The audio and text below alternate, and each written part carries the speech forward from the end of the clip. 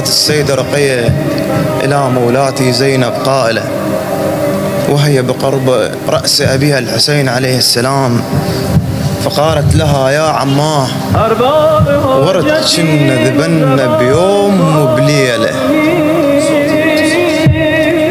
ورد كنا ذبنا بيوم وبليلة، وعبد الله انذبح ماكل لوليله.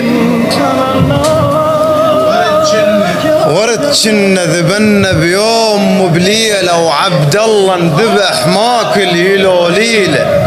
ورد كنا يا عمه ويمنا ابونا حسين يناغين بحنين وانا ناغيله، تمنية عدل واحكي له عن نصار علينا استفحله والشمر شد حيله، راسه على الرمح من صحت بويا ندار،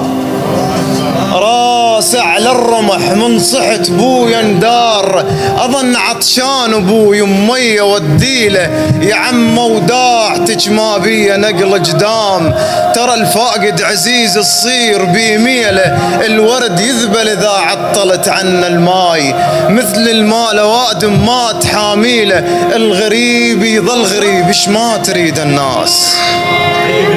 الغريب يظل غريب ايش ما تريد الناس، وانا هسه بغرب يا ولا شكيله، الابو دقت قلب لو راح عنا نموت،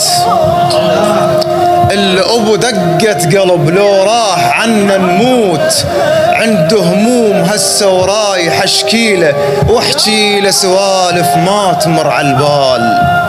محتار شقل لو بيمن ابديله، السب والضرب والعطش وانت منين، هذن كلهن شفتهن بول الليله، ترى الفاقد عزيز ولا ترحم الناس، يظل مكسور قلبه ما تتشيله، يا عم المال والي يضيع بين الناس،